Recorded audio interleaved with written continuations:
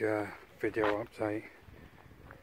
The small fish doing okay in the pond. I think I have got some bacterial issues. I think they've got some sort of bacterial problem based on the poor water quality when they were on the other one, and adding them to this this pond.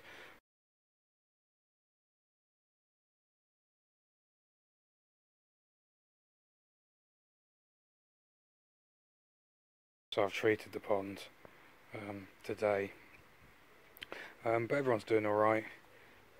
The water temperature is dropping quite rapidly over the last couple of days, so I've now fitted the heater to the pond, plumbed it in tonight. I don't know if you'll be able to see much down the back here, it's a right mess, but yeah, there's a 3 kilowatt heater, and I've had to move everything around and chop the pipework all out again. I mean, so many rubber boots and joiners on that pipe now. It's it's getting a bit silly, but the fish seem to like it. They have been hanging around the return jets as the water's warmed up slightly. So yeah, I've also started the process of building the enclosure around the filter, and I've put loads of sound insulation around it as well, which means it's a lot quieter now when that goes into its wash cycle. And I've also fitted a bit of a manual override on the water top up, so I can trip it to go off if I want some water for either the pond or for something else, because it's a bit of a pain. To date I've had to drop the water level in the pond a little bit deliberately to get the valve to open up on the water filter, which is no good, so that switch now just sort of bypasses that out. So we are getting there, more progress in the log cabin. At the weekend I've put a floor down and then carpet tiles.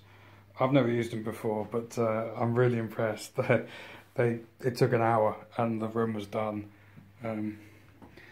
So you can see the pond heating controller down there. It's risen half a degree in the last hour or so. So I hate to think how much this cost me. A 3 kilowatt heater, but it is doing the job. And it's all properly wired into the consumer unit, which is behind the desk. Because this is a 3 kilowatt heater, that little temperature controller, I think the relay in it only goes up to 10 amps. So that actually then goes down to a relay that's in the consumer unit on a DIN rail, proper beefy 20 amp relay. So that the control unit switches that, and that switches the heater, and the heater's also isolated outside.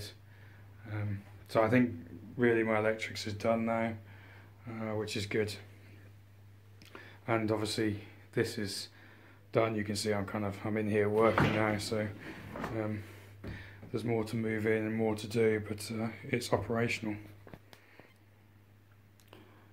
So I went to the koi dealer today and showed him a picture of one of the sick little koi, and he gave me this. So I think it's a bacterial issue I've got, and whilst some of them might not get better, I don't want it to spread around the pond to my other koi as well. So that's that.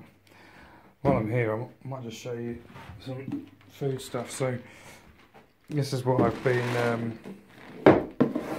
this is what I tend to feed the koi in the pond.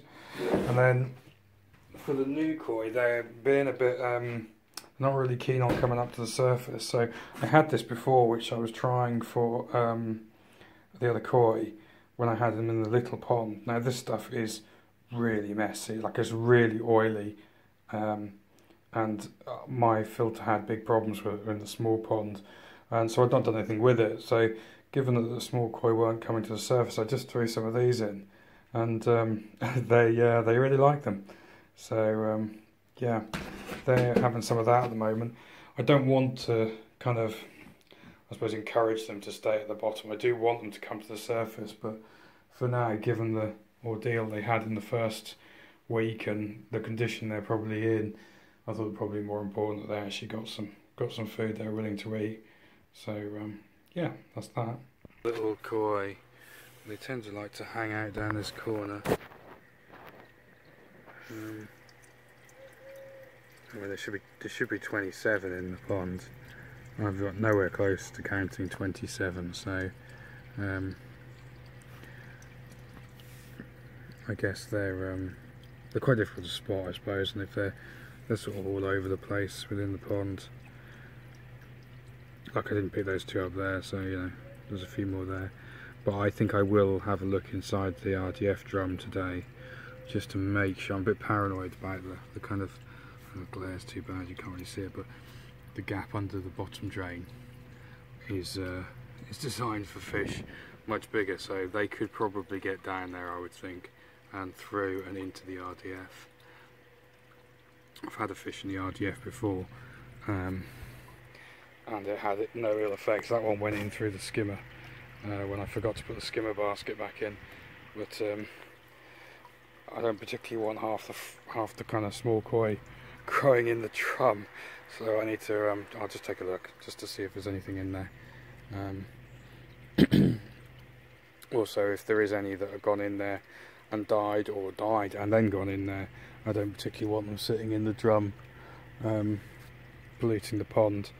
The drum will pick up stuff that's stuck to the mesh and wash it off down. It won't do heavy stuff, so